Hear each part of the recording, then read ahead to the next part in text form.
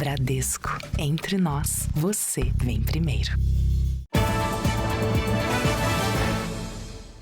Boa noite. Boa noite. Um assaltante foi baleado ao tentar roubar o celular de um delegado aposentado no centro de São Paulo. Sabe o que os especialistas têm dito? Que as quadrilhas estão mais interessadas nos aplicativos que o celular carrega do que propriamente no aparelho. A tentativa de roubo na região central de São Paulo mobilizou equipes da Polícia Militar e do SAMU. O assaltante estava de bicicleta quando atacou a vítima na calçada. Um delegado aposentado que estava armado e reagiu. Me deu voz de roubo, com as mãos por baixo da jaqueta, dizendo que era para eu entregar o celular. E ele ameaçando efetuar um disparo contra mim. E aí, de imediato, eu efetuei um disparo na perna dele de advertência, né? O suspeito foi socorrido e permanece internado sob custódia da polícia. Segundo o Anuário Brasileiro de Segurança Pública, o número de roubos e furtos de celulares caiu 13% no ano passado em todo o país. Mesmo assim, foram mais de 917 mil casos registrados.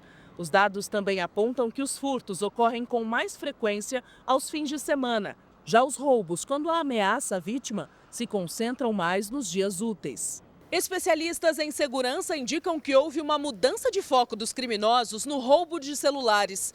Em muitos casos, o interesse das quadrilhas não é apenas pelo aparelho, mas também pelos aplicativos instalados.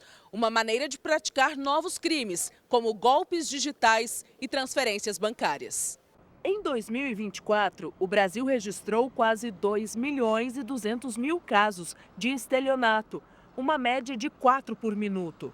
O crescimento do estelionato digital aumentou principalmente depois da pandemia. Algumas medidas de segurança podem evitar que os criminosos tenham acesso a dados pessoais. A recomendação é não deixar nenhuma senha anotada no aparelho e, se possível, ativar a biometria facial. Prévia da inflação acelera em julho, puxada por conta de luz e passagens aéreas. Guardas civis reforçam a segurança para evitar novos ataques a ônibus em São Paulo. Parlamentares brasileiros estão a caminho dos Estados Unidos para destravar negociação sobre tarifaço. Na coluna de política, presidente Lula diz que não quer briga e manda recado ao presidente americano. Eu não quero brigar. O adeus a Preta Gil. Parentes, amigos e fãs se despedem da cantora no Rio de Janeiro. Na reportagem especial, os desafios para impedir que agressores descumpram medidas protetivas. No Brasileirão, o embalado Inter recebe o Vasco no domingo, com transmissão da Record, R7 e Play Plus.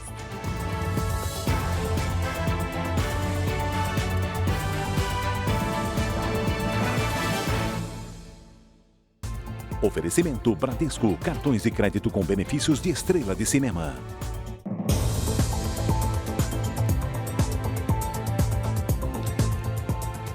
Quem estiver andando de ônibus em São Paulo nos próximos dias, não se surpreenda se olhar para o lado e vir um guarda civil uniformizado, hein? 200 deles vão viajar nas linhas de ônibus que mais tiveram ataques na cidade.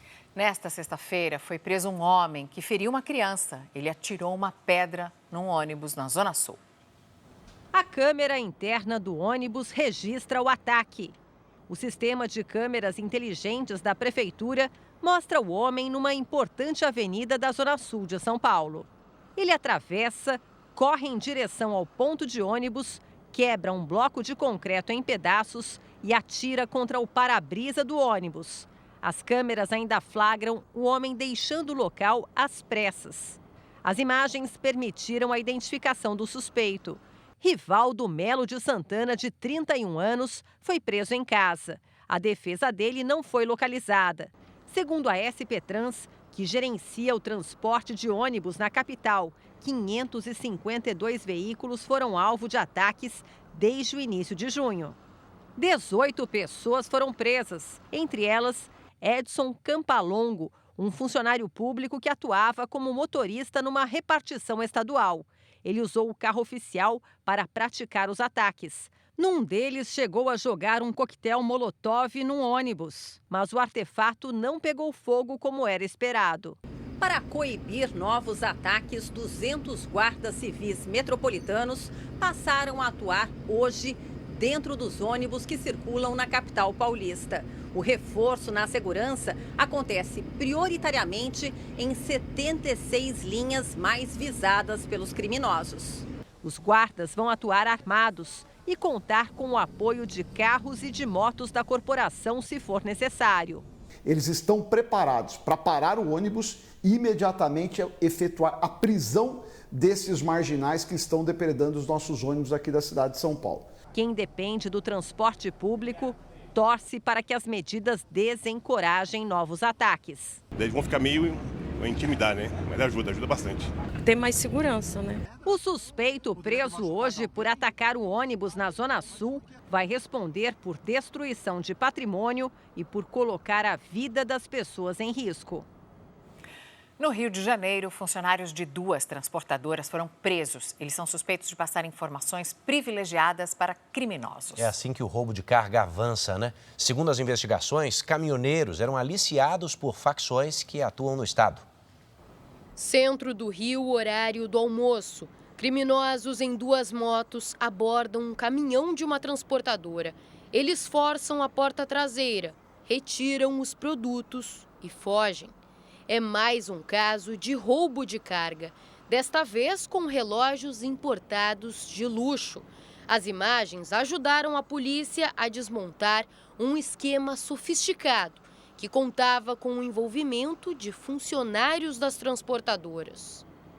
8 suspeitos foram presos na zona norte do Rio e na Baixada Fluminense. Entre eles, supervisores, agentes operacionais, motoristas e ajudantes, que, segundo a polícia, passavam dados sigilosos aos assaltantes. Em um dos áudios interceptados, um funcionário que ainda está foragido estaria planejando o roubo de mais uma carga. Ia dar um caminhãozão lá, recheado, 3 milhões. A gente leva para onde?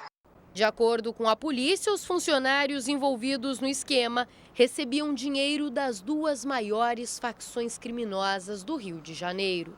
Eles se aliciaram a traficantes, né, do Complexo da Maré, principalmente, e, importante frisar, das 2 facções, né, Comando Vermelho e Terceiro Comando Puro. Foram mais de 1.500 roubos de carga em todo o estado, só nos 6 primeiros meses do ano.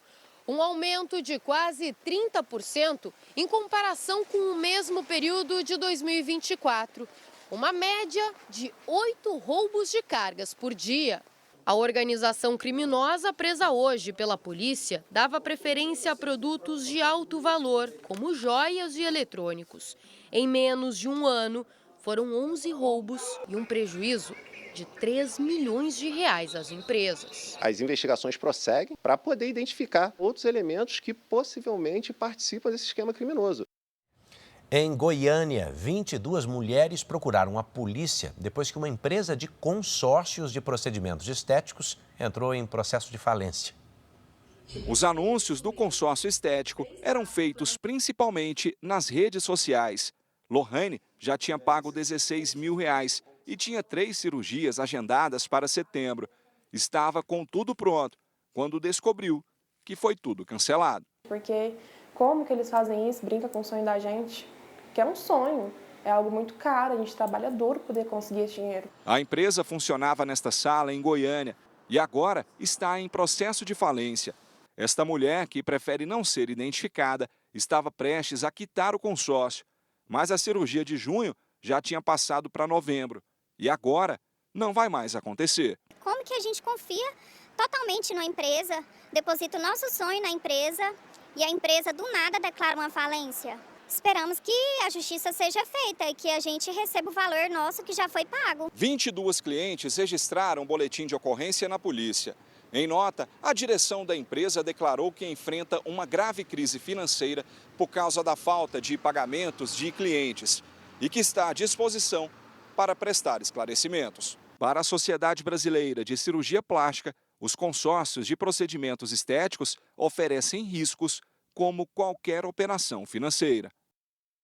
O presidente Lula sancionou hoje o programa de empréstimo consignado para trabalhadores com carteira assinada.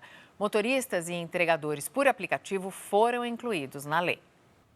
O Marcelo quer trocar a moto que usa nas entregas por aplicativo, mas as taxas de juros do mercado não são nada atrativas. Pesa, se você financiar uma sem nada de entrada, hoje está em média de R$1.000. Você tem que rodar a semana todinha só para pagar a moto. A partir de agora, mesmo sem um emprego formal, o Marcelo vai poder aderir ao empréstimo consignado.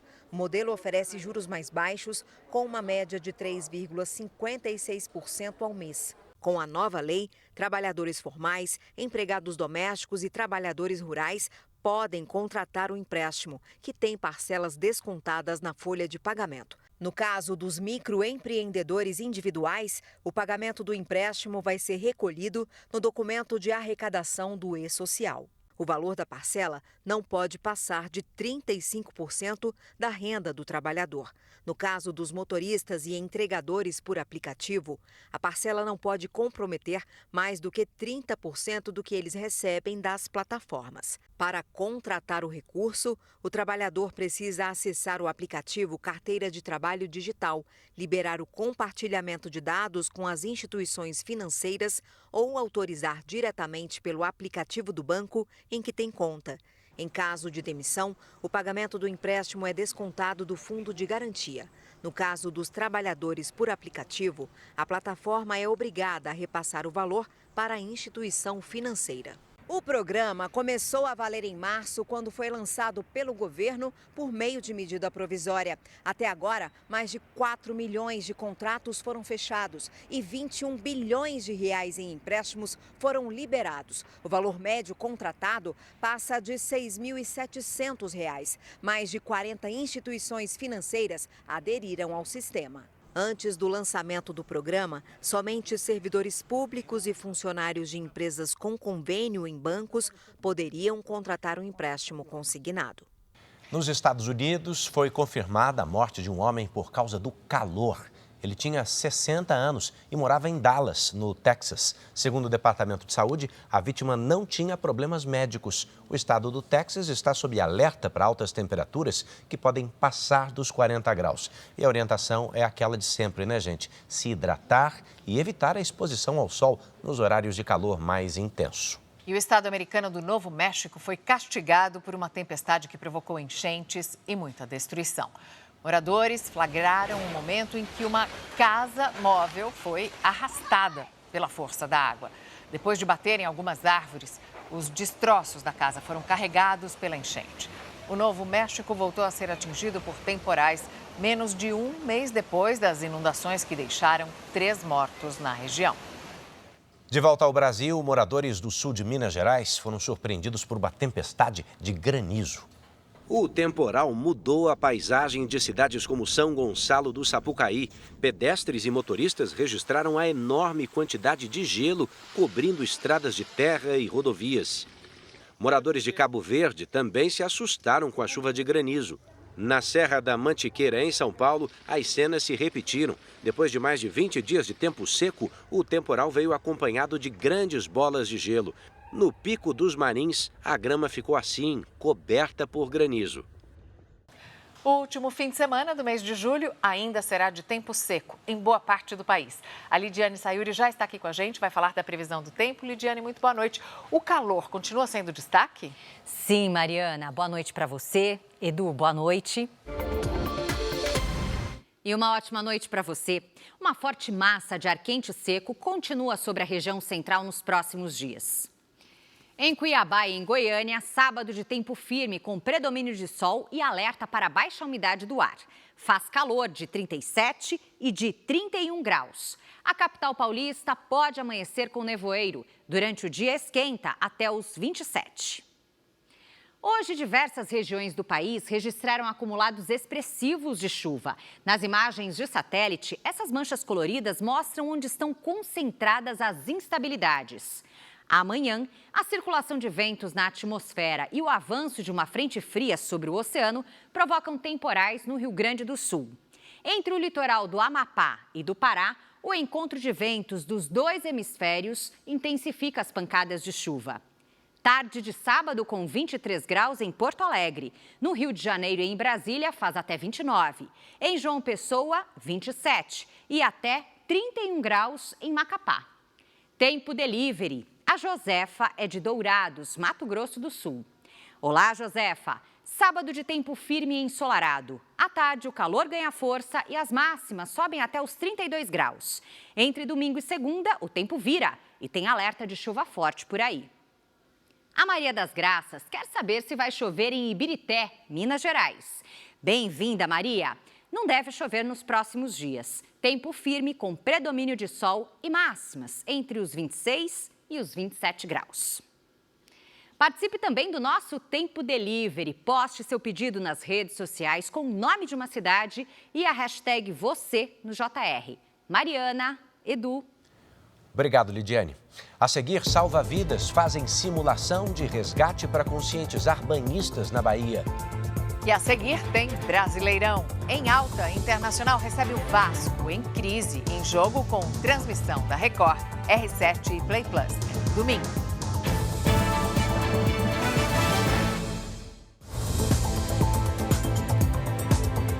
O Campeonato Brasileiro se aproxima do fim do primeiro turno. E no domingo, anote aí, hein? Tem jogão aqui na tela da Record, do R7 e do Play Plus. A partir das 6 da tarde, Bruno Lohance já está com a gente, porque o Bruno, Internacional e Vasco se encontram em momentos bem diferentes, né? Boa noite. Boa noite, Edu. Boa noite, Mariana. Momentos muito diferentes e por isso o jogo ganha ainda mais importância.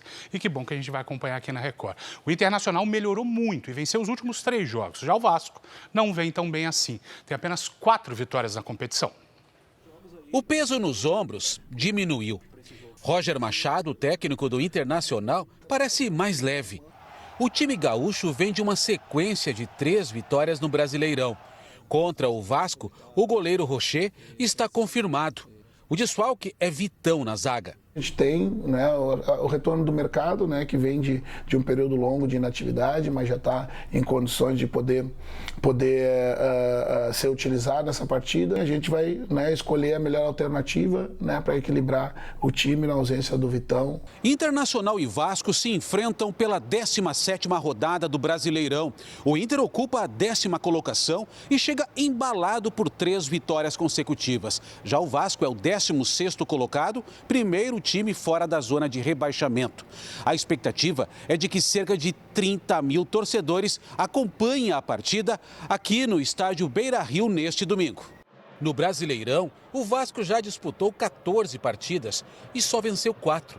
A última vitória foi em junho, 3-1 contra o São Paulo. Eu acho que a gente tem que procurar fazer o que a gente fez contra o São Paulo, fora de casa, fazer o que se faz, é jogada daquele jeito, saber se defender e saber atacar. Record, R7 e Play Plus transmitem Internacional e Vasco neste domingo, a partir das 6 da tarde, com exclusividade na TV aberta. O São Paulo conquistou a 2ª vitória seguida sob o comando do técnico Hernan Crespo. O resultado contra o Juventude afastou o tricolor da zona de rebaixamento. No fim do jogo, Ferreirinha deu um lindo drible na linha de fundo, tocou para Marcos Antônio, que serviu Luciano. O artilheiro não desperdiçou e balançou as redes do Juventude. Final, São Paulo 1, Juventude 0. Com a vitória, o tricolor subiu para o 12º lugar, enquanto o Juventude segue na 18ª posição. 2 times cariocas apresentaram reforços hoje. O volante Danilo chegou ao Botafogo. No Flamengo, o espanhol Saúl é mais um estrangeiro para o meio-campo. Saúl, de 30 anos, vai usar a camisa número 8, que era de Gerson, vendido para o Zenit da Rússia. Puedo jugar en muchas posiciones. A veces será favorable para mí y otras veces será favorable para el equipo, ¿no? Porque siempre priorizo el equipo antes que el individual. O volante Danilo foi apresentado ao mesmo tempo do lançamento da nova camisa preta do Botafogo e falou como gosta de jogar. Jogar para frente, marcar, chegar no ataque, fazer gol também às vezes. E o campeonato fica ainda mais forte. Eu fico por aqui. Mariana, Edu. Obrigada, Bruno. Veja a seguir na reportagem especial as iniciativas que têm ajudado no combate à violência contra mulheres. Parlamentares brasileiros tentam destravar negociação sobre o tarifaço. Grupo de senadores viaja aos Estados Unidos para tentar negociar tarifas.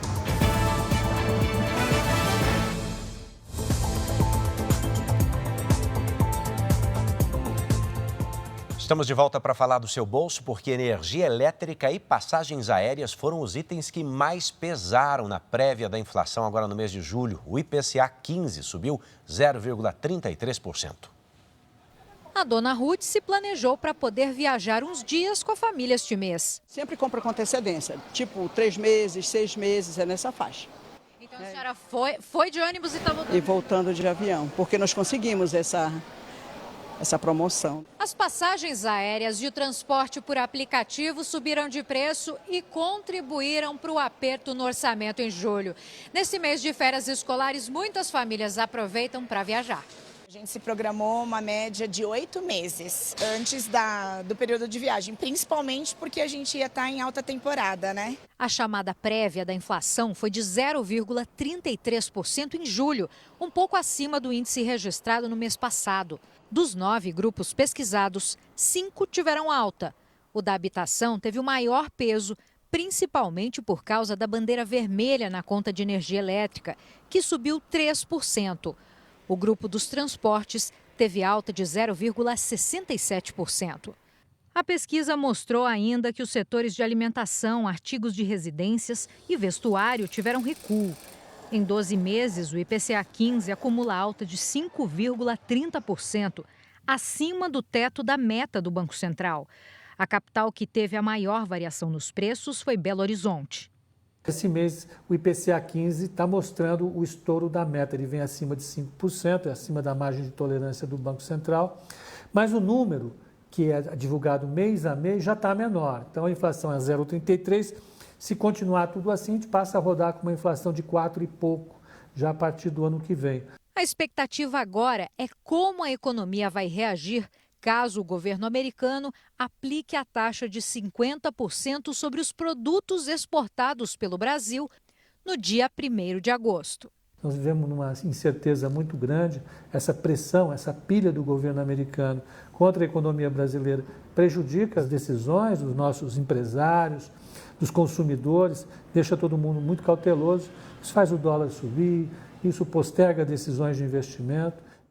Mas, independentemente disso, a conta de luz vai ficar ainda mais cara agora em agosto. A Agência Nacional de Energia Elétrica anunciou a ativação da bandeira vermelha patamar 2.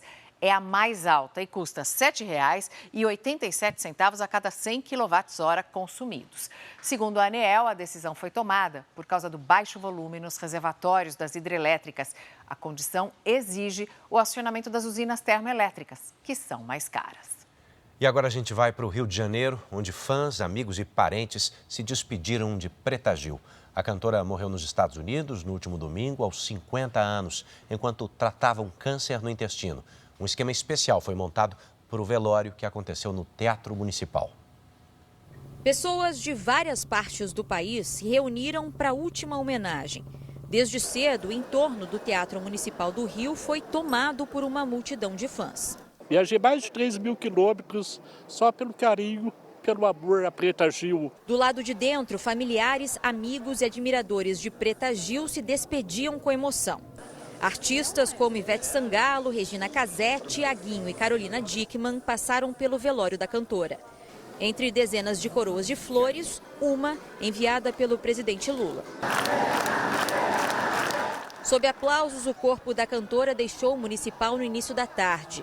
O cantor Carlinhos Brown acompanhou o cortejo. Só resta um grande agradecimento a essa pessoa que veio, brilhou e vai continuar brilhando nas nossas memórias. Francisco Gil, único filho de Preta Gil, também fez questão de acompanhar a saída. O transporte até o cemitério foi feito num caminhão do Corpo de Bombeiros. O cortejo com o corpo da cantora seguiu por este caminho, onde placas com o nome da artista foram colocadas em homenagem. Ver a Cinelândia lotada, ver o percurso de lá até aqui, tanta gente, foi a concretização do amor que o Rio de Janeiro, que o Brasil tem por ela. No fim do dia, o corpo da artista foi cremado em uma cerimônia restrita aos familiares e amigos. O que sobra dela é o que a gente sabe, né? A alegria, o astral, é a presença, o pé na porta de ser quem se é, os ensinamentos muito naturais de vida que ela deixou, que eu pelo menos aprendi todos, fui um bom aluno dela. Para nós família, falta da Preta que só a gente conhece, nossa Preta, uma saudade imensa do carinho que ela tinha, do amor, da pessoa que agregava a nossa família. Então ficam agora as lembranças de amor. Que distância vai guardar nossa saudade? Que lugar vou te encontrar? Fazer sinais de fogo, pra quê? A investigação que apura a morte de uma professora em Minas Gerais teve uma reviravolta. O filho da vítima foi preso hoje, suspeito de ter matado a própria mãe. Para a polícia, uma discussão por questões financeiras foi o motivo que levou Matheus França, de 32 anos, a matar a mãe no apartamento dela em Belo Horizonte.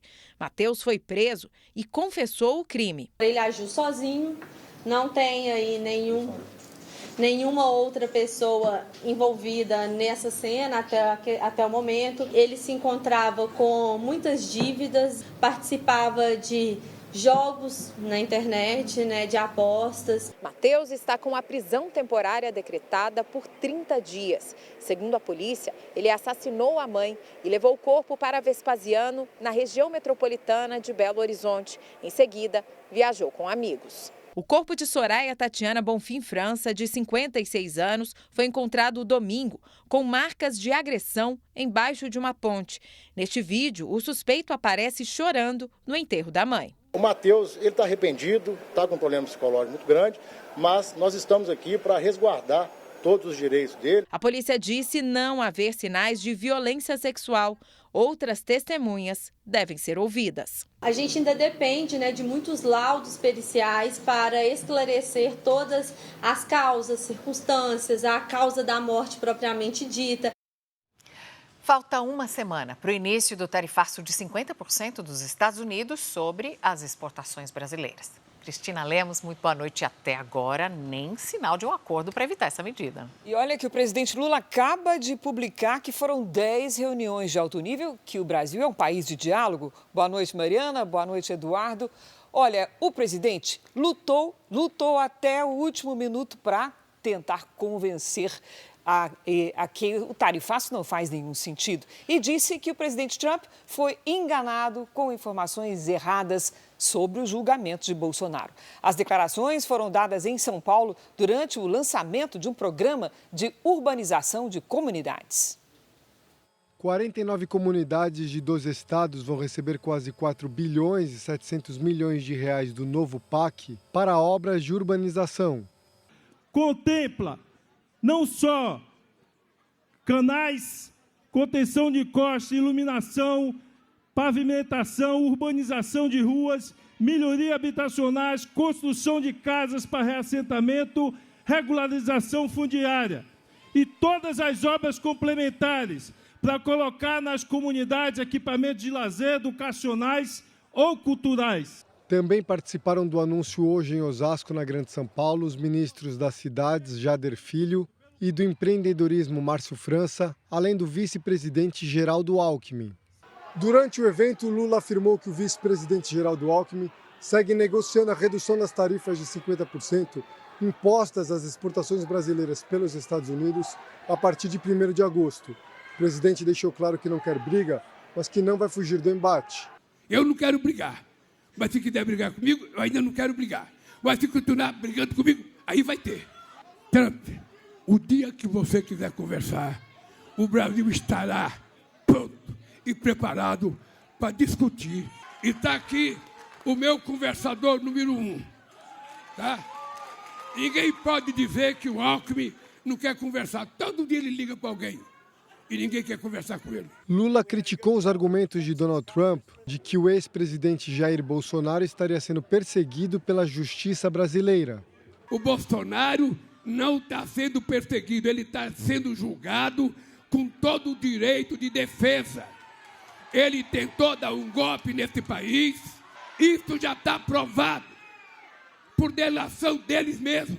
O presidente também declarou que, mesmo com a ameaça tarifária, o Brasil vai seguir com a regulamentação das plataformas digitais, um dos temas apontados por Trump para justificar a sobretaxa ao Brasil. Na carta ele diz que não aceita que a gente vá punir ou fazer regulação das empresas chamadas Big Techs. E nós vamos fazer regulação. porque eles têm que respeitar a legislação brasileira. Não pode ficar promovendo ódio entre os adolescentes, contando mentira, tentando destruir a democracia e o Estado de Direito democrático. Um grupo de senadores brasileiros embarcou hoje para os Estados Unidos para ajudar na negociação da taxação de produtos exportados ao país. A comitiva é formada por 8 senadores, governistas e de oposição. Eu vou atingir o objetivo de distensionar e baixar a temperatura, isso eu vou, é da minha natureza. Também fazem parte do grupo Tereza Cristina, o líder do governo Jacques Wagner, Fernando Farias, astronauta Marcos Pontes, Esperidião Amin, Rogério Carvalho e Carlos Viana. Os senadores já têm agendadas reuniões com empresários e parlamentares americanos, mesmo com o recesso no Capitólio na semana que vem, que é o Congresso dos Estados Unidos. O objetivo é abrir um canal de diálogo para tentar acelerar um acordo entre os negociadores dos dois países. Os canais normais estão obstruídos. Talvez uma ligação direta do presidente Lula para o presidente Trump, mas eu honestamente duvido que isso vai acontecer. A gente está de fato no mato sem cachorro, a gente não tem com quem conversar e a gente não tem muito o que negociar, né? E pegou todo mundo de surpresa exatamente por isso. Há uma semana do início do tarifaço, a Confederação Nacional da Indústria também organiza uma missão empresarial aos Estados Unidos. Não é envolvimento jamais em qualquer negociação direta, porque isso cabe aos governos, mas que nós possamos ser um facilitador, um indutor dessa convergência de negociações, de entendimentos. Com o cenário indefinido, o governo já se prepara para a possibilidade de socorrer empresas com linhas de crédito. Se precisar, nós estamos prontos para defender as empresas. Temos todos os cálculos, todas as informações, conhecemos as empresas que estão mais diretamente expostas. O Ministério da Fazenda está coordenando, junto com a Casa Civil, o Ministério da Indústria e Comércio, um grupo de trabalho para ver todas as medidas emergenciais que possam ser tomadas. O governador de São Paulo, Tarcísio de Freitas, anunciou que vai liberar R$1 bilhão em devolução de créditos do ICMS para exportadores do estado que sejam afetados pelas tarifas americanas. Outros R$200 milhões em linhas de créditos com juros subsidiados também estarão disponíveis para os empresários do setor. O deputado federal Hélio Lopes, do PL do Rio de Janeiro, está acampado em frente ao Supremo Tribunal Federal. Um dos principais aliados de Jair Bolsonaro no Congresso, Hélio Lopes, usa uma mordaça. Segundo o parlamentar, as motivações são as decisões recentes do STF e as restrições impostas ao ex-presidente Jair Bolsonaro.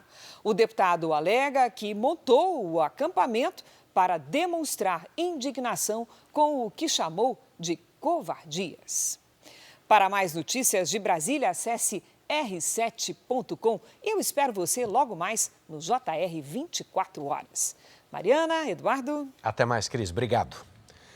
Olha, senadores americanos enviaram uma carta ao presidente Donald Trump alertando para os impactos econômicos e diplomáticos de um tarifaço dos Estados Unidos contra o Brasil. O documento é assinado por 11 senadores do Partido Democrata, que é minoria no Senado. Os parlamentares admitem que Estados Unidos e Brasil têm questões comerciais, mas afirmam que o anúncio das tarifas não foi direcionado a questões dessa natureza, uma vez que os brasileiros têm um déficit comercial perante os americanos. A carta cita que desde 2007, os Estados Unidos ganham mais vendendo produtos para o Brasil do que gastam com importação. O documento destaca que as tarifas têm como principal objetivo forçar o sistema judiciário independente do Brasil a interromper a investigação contra o ex-presidente Jair Bolsonaro e que interferir no sistema legal de outra nação soberana estabelece um precedente perigoso e provoca uma guerra comercial desnecessária. Os senadores reforçam que se as tarifas sobre os produtos brasileiros entrarem em vigor, os custos para as famílias e empresas americanas vão aumentar. De acordo com os parlamentares, a medida coloca em risco 130 mil empregos aqui nos Estados Unidos. O presidente Donald Trump viajou para a Escócia, onde fica 5 dias para encontros oficiais e compromissos pessoais. Antes de embarcar, ele evitou comentários sobre as tarifas. Em meio a uma negociação travada com o Brasil, a Casa Branca prepara uma ordem executiva para justificar a legalidade da cobrança da taxação. A medida também deve citar os impactos das decisões da justiça brasileira sobre as Big Techs americanas. Mesmo com o dólar acima de R$ 5,50, os brasileiros gastaram mais de 10 bilhões de dólares no exterior no primeiro semestre deste ano. O resultado aparece para você aqui no telão do Jornal da Record e representa uma alta de 10,8% em relação ao mesmo período do ano passado. Segundo o Banco Central, os valores são os mais altos registrados para o período desde 2014. Já os turistas estrangeiros gastaram mais de 4 bilhões de dólares no Brasil nesse primeiro semestre, um aumento de mais de 12%. A Meta vai suspender a divulgação de publicidade política, eleitoral e relacionada a questões sociais das plataformas na União Europeia. A decisão sobre anúncios políticos é mais um capítulo no conflito entre a Meta, dona do Facebook e do Instagram, e os órgãos de regulação da Europa. A empresa afirma que as novas exigências da União Europeia são inviáveis e podem limitar o acesso à informação. A legislação que passa a valer em outubro obriga as plataformas a informar quem são os financiadores da publicidade política e quanto foi pago. Caso contrário, estarão sujeitas a multas. A Meta resolveu suspender a divulgação desse tipo de publicidade. E o ex-deputado Jorge Santos se entregou hoje para cumprir pena nos Estados Unidos. O americano, que é filho de brasileiros, se apresentou numa prisão federal em Nova Jersey no último dia do prazo dado pela Justiça. Jorge Santos foi condenado a 7 anos e 3 meses de prisão por fraude, lavagem de dinheiro e uso de identidade falsa. Ele também vai ter que pagar multas e devolver aos cofres americanos o equivalente a 2 milhões de reais. Santos tomou posse no Congresso norte-americano em janeiro de 23 e foi expulso em dezembro do mesmo ano.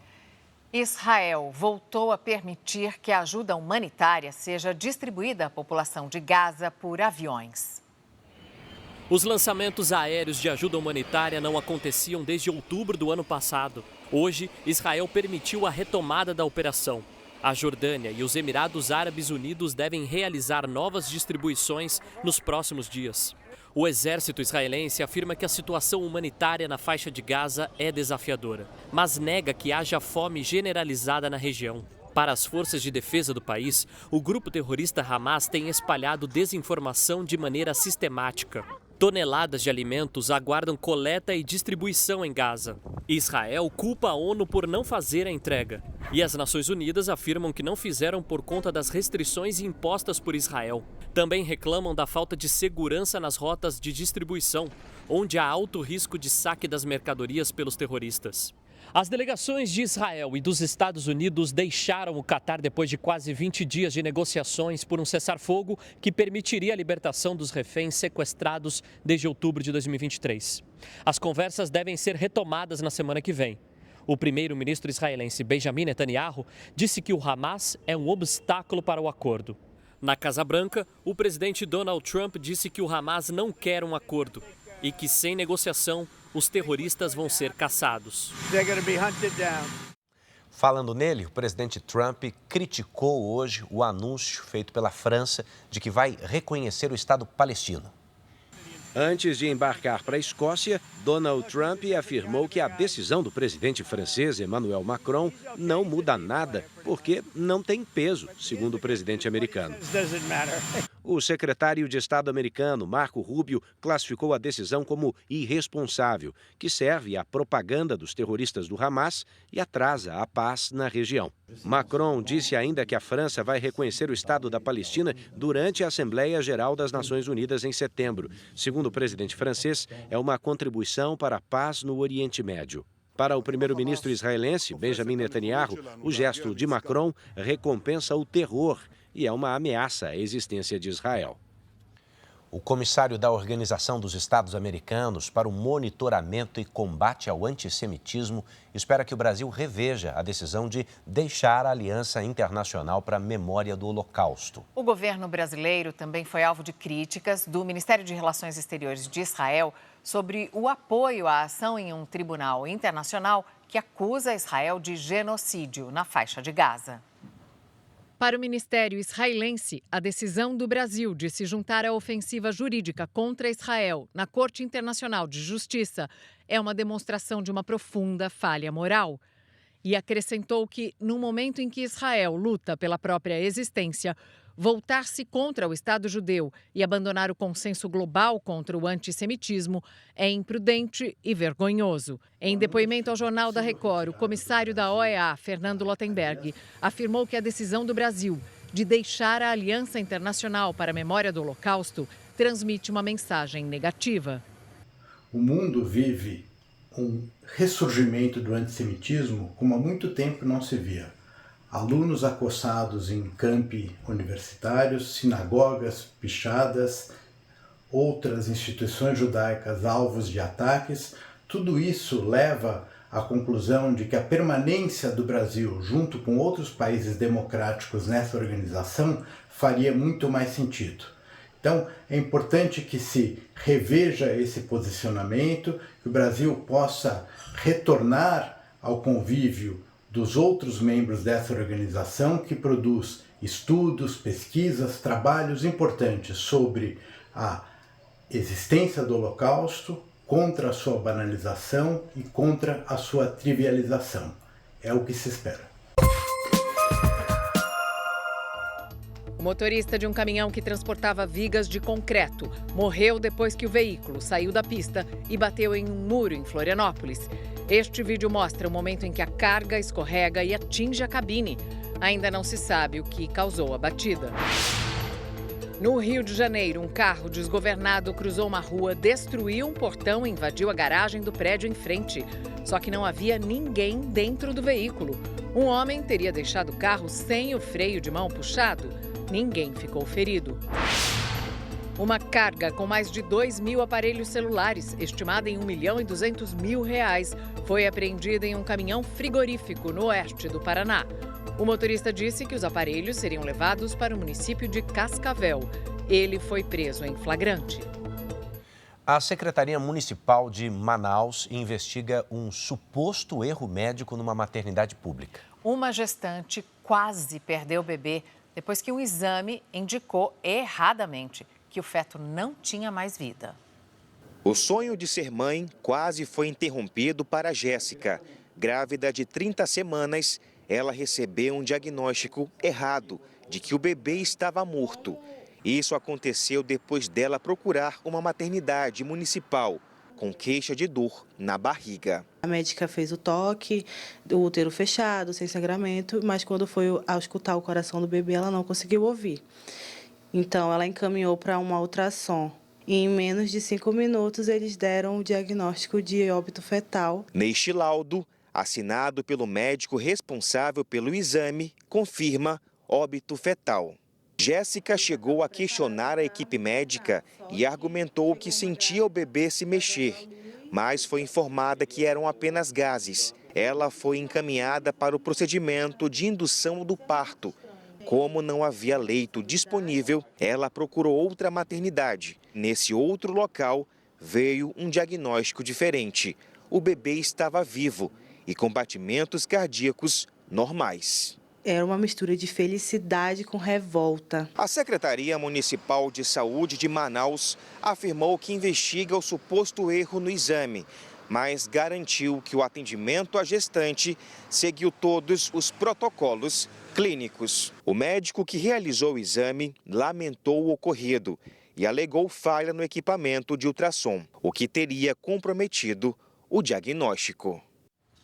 O equipamento estava errado, que bom, né? O Brasil registrou mais de 71 mil mortes por afogamento num período de 13 anos. Infelizmente, os principais envolvidos nesse tipo de ocorrência continuam a ser crianças e adolescentes. A cena chamou a atenção de quem passava na orla de Salvador. O helicóptero dos bombeiros retira um homem de dentro da água. Outro banhista é resgatado pelos guarda-vidas e levado para a faixa de areia. Felizmente, os resgates foram apenas simulação no Dia Mundial de Prevenção ao Afogamento. É importante, né? A equipe que está aqui sempre no Porto da Barra está preparada para acudir, socorrer, caso a população precise. No Brasil, em média, ocorrem 16 afogamentos por dia, segundo a Sociedade Brasileira de Salvamento Aquático.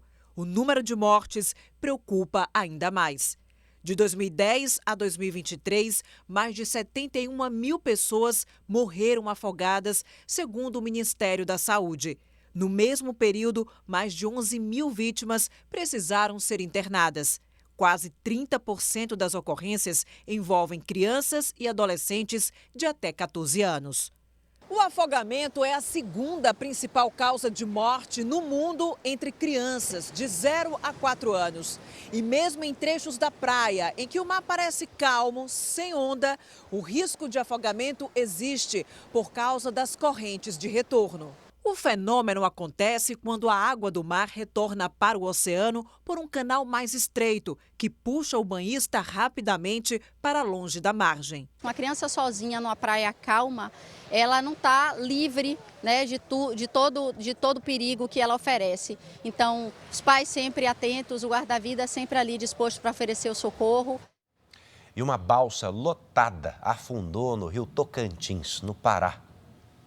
A embarcação transportava várias carretas carregadas com equipamentos para instalação de rede elétrica, como postes de concreto. A balsa saiu de Marabá e tinha como destino a cidade de Itaporanga, no Amazonas. O acidente aconteceu perto do município de Breu Branco. Moradores dizem que a balsa ficou presa num banco de areia, fenômeno comum nessa época do ano na região. Depois de encalhar, a embarcação se inclinou até afundar parcialmente. Vários postes e parte de uma carreta ficaram submersos. A empresa responsável pelo equipamento já enviou equipes para retirar a carga e avaliar as perdas. Todos os tripulantes foram resgatados sem ferimentos. Uma em cada 5 medidas protetivas concedidas com urgência pela Justiça brasileira foi descumprida pelos agressores nesse último ano. Essa é uma realidade que tem impacto direto no aumento de feminicídios em nosso país. Por isso, na reportagem especial de hoje, nós vamos conhecer juntos políticas públicas e iniciativas que ajudam as vítimas e reforçam o combate à violência contra as mulheres.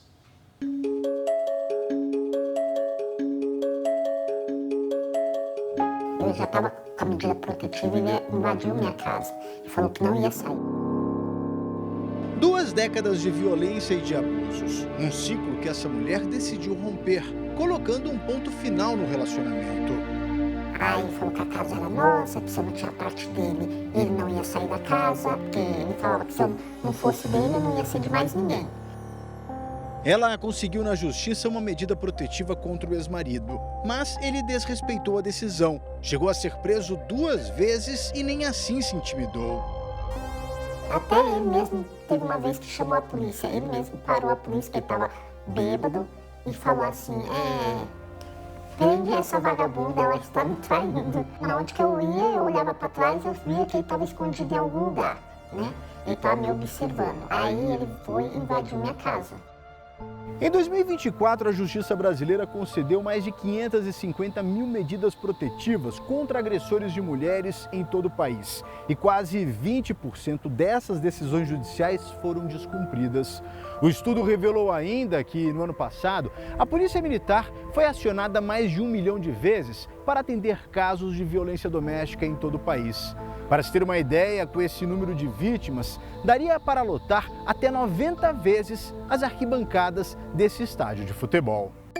Os dados são do Anuário Brasileiro da Segurança Pública, que mostra ainda que, em 2024, a Polícia Militar recebeu 2 chamadas referentes à violência doméstica por minuto no país. O Fórum destaca também que ao menos 121 das mulheres mortas entre 2023 e 2024 estavam sob medida protetiva no momento do assassinato. Ela chegou a entrar dentro de casa, esquentar óleo, né? Para poder falar que ia acabar com o meu rosto, que ninguém mais ia olhar para mim. O monitoramento com tornozeleiras eletrônicas e o programa Patrulha Maria da Penha, em parceria com estados e municípios, são ferramentas eficazes no combate à violência contra a mulher. As mulheres que têm medida protetiva, que são monitoradas pela Patrulha Maria da Penha, a gente basicamente não tem ocorrências de que essas mulheres cheguem a ser vítimas de feminicídio. Para essa promotora de justiça, o combate à violência doméstica e ao feminicídio vai além da segurança pública, já que a punição, em muitos casos, não intimida os criminosos. Ela faz parte de um projeto social de acolhimento e de proteção às vítimas. É um programa que trata a mulher como um todo, seja no seu aspecto jurídico por meio da advogada, no aspecto social, psicológico e até por meio da atividade física. Porque a atividade física, ela não só melhora a questão da ansiedade, do estresse, da autoestima, mas ela também ajuda ela a ter um posicionamento que impede que ela seja uma vítima potencial. O Ministério da Justiça reforça que o primeiro passo é denunciar.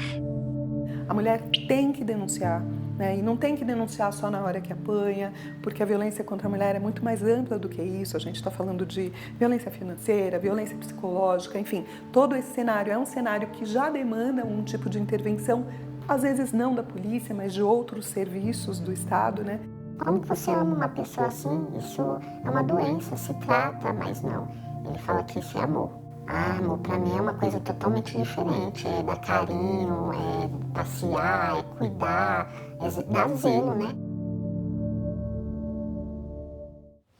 E assim termina o Jornal da Record de hoje, mas à 00:30 tem mais JR para você. As reportagens de hoje estão no Play Plus e em todas as nossas plataformas digitais. E não se esqueça que a programação da Record está ao vivo e de graça no Play Plus.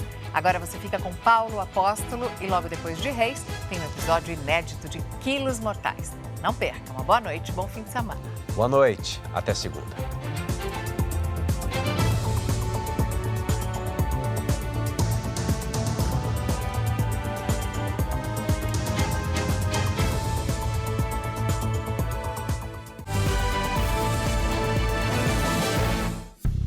Bradesco, entre nós, você vem primeiro.